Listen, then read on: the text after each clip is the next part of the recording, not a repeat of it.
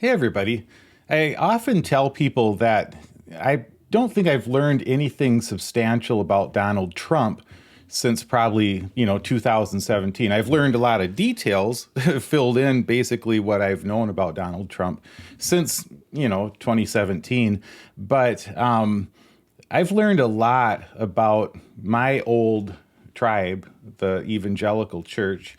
And today is another example of that. I'm going to talk about that a little bit in relation to this Jeffrey Epstein and Ghislaine Maxwell story. So I watched the whole press conference today with the survivors of Epstein and Maxwell. And I've seen Trump's comments since then calling the Epstein story a Democratic hoax.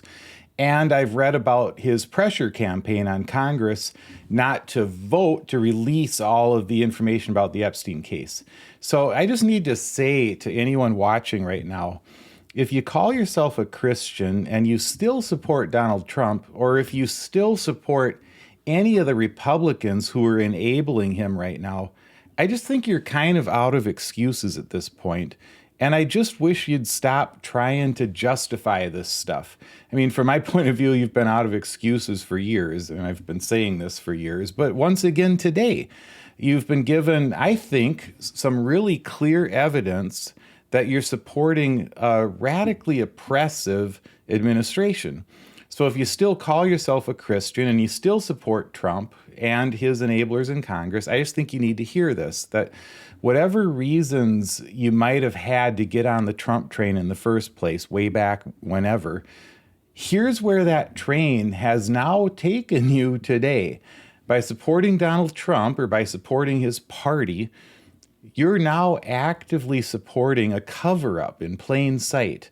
A cover-up that's designed to protect the wealthy and powerful friends and associates of Jeffrey Epstein and Ghislaine Maxwell. And it couldn't be more clear. The lines could not be more clearly drawn than they are today. So like I said, I spent an hour watching that press conference by survivors of Epstein and Maxwell. And if you haven't seen that press conference, I want to urge you to watch it. I didn't get any more information on the big picture from that press conference than I already knew, but it was really important to listen to those survivors tell their stories. And some of them spoke publicly for the first time. And one of my takeaways from their comments was just how frightened many of them still are to be speaking out publicly.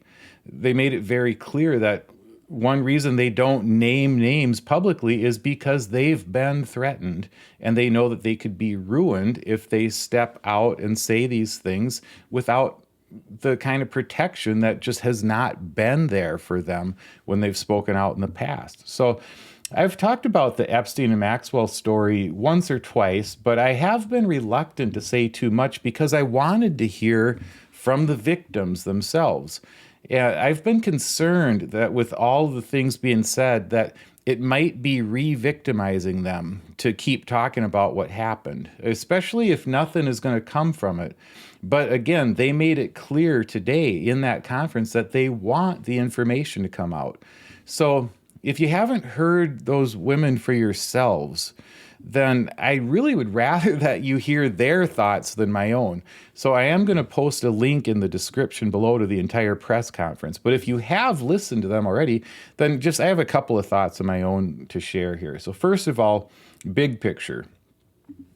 If Christians who formerly supported Trump don't come out now and loudly oppose him, and loudly oppose every Republican who's assisting him in his cover-up, then the rest of America will be justified in believing the terrible things that I hear people say about conservative Christians every day.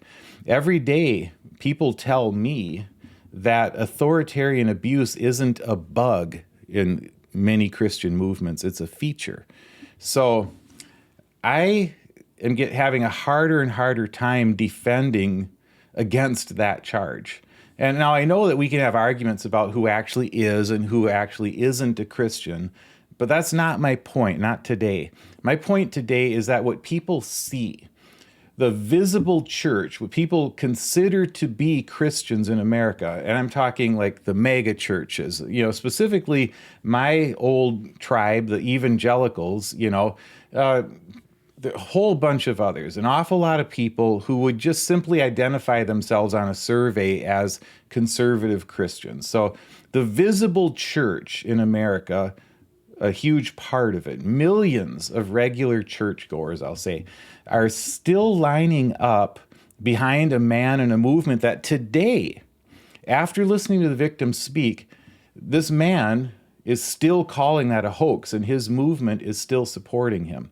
I just have to state the obvious here. First of all, Jeffrey Epstein and Ghislaine Maxwell's abuse and trafficking of minors and young adult women is not a hoax.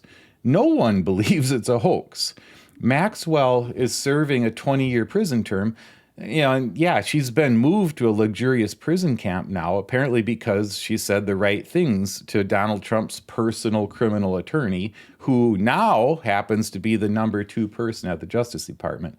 But I don't think even he believes that this is a hoax. No one believes the Epstein and Maxwell story is a hoax. And I would say not even the people who support Trump believe it's a hoax. Yet they still support him, even when he says that. So I'll say it again. If the people who call themselves Christians, who voted for Donald Trump, and who voted for this spineless Republican Congress that we've got right now, if they don't speak out loudly against it, against the MAGA movement, against Trump, against those Republicans in Congress now, then the rest of America will be justified in believing this about the church in America. They'll be justified in believing that authoritarian abuse is not a bug, it's a feature of American Christianity. And I know that that sounds unfair to a lot of really sincere Christians who have been speaking out. But this is America in the 21st century, and perception is reality for a lot of people.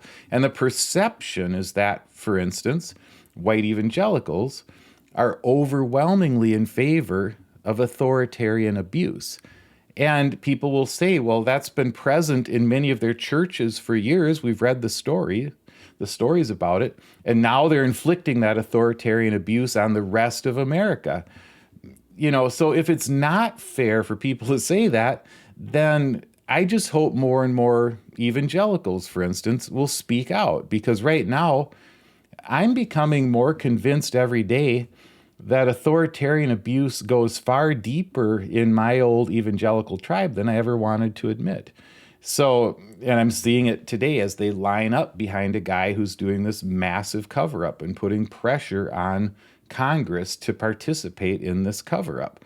So that's the big picture takeaway that I had from today. But the second thing is this, about Trump's personal involvement in the sorts of crimes that Epstein got indicted for and that Maxwell got convicted of.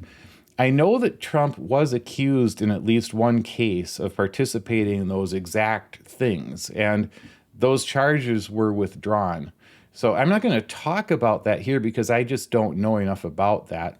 I want to stick to what we know and what we've known for years. We don't need a conspiracy theory about Trump and Epstein to know everything that we need to know about Trump's sexual abuse. I mean, he was found liable by a jury for sexual abuse. He bragged about it on the Access Hollywood tape, and he said, when you're a star, they let you do it. When you're powerful, he bragged to Howard Stern. I think it was Howard Stern. He bragged about walking in on girls in the dressing room at the Miss Teen USA pageant. And he said, when you own the pageant, they let you do it. So I have no questions about what Trump is capable of doing. He's told us that himself with his own words. But I don't know what he actually did in regard to this. If he did any of these things, I can't prove any of that. And I'm saying we already know everything we need to know. It's already disgusting that 80% of white evangelicals voted for this guy 3 times based on what we know from his own mouth. So I don't know if he's covering up for himself or if he's covering up for someone else by his actions around the Epstein case, or if he just thinks it's politically inconvenient, so he doesn't want these details to come out. I don't know. I don't know if we'll ever know. But I do know this.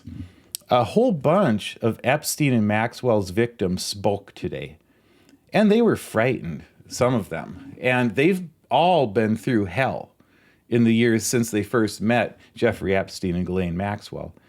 And in that press conference today, they spoke respectfully to Donald Trump. They appealed to him publicly to listen to them. They asked him respectfully to use his power to help them. And they begged him explicitly not to call what they've gone through for decades a hoax. And he used his power today the way that he's always used his power, to victimize them again. He used the exact word that they asked him not to use about their suffering. He called it a hoax. And honestly, after everything we've seen, I just have to say this to anyone who calls yourself a Christian and still supports this guy. Don't be surprised down the road when you try to tell someone about Jesus and they call you a hoax. Don't be surprised, because whether they say it right now or not, that's what they're thinking. And that's tragic. So thanks for listening.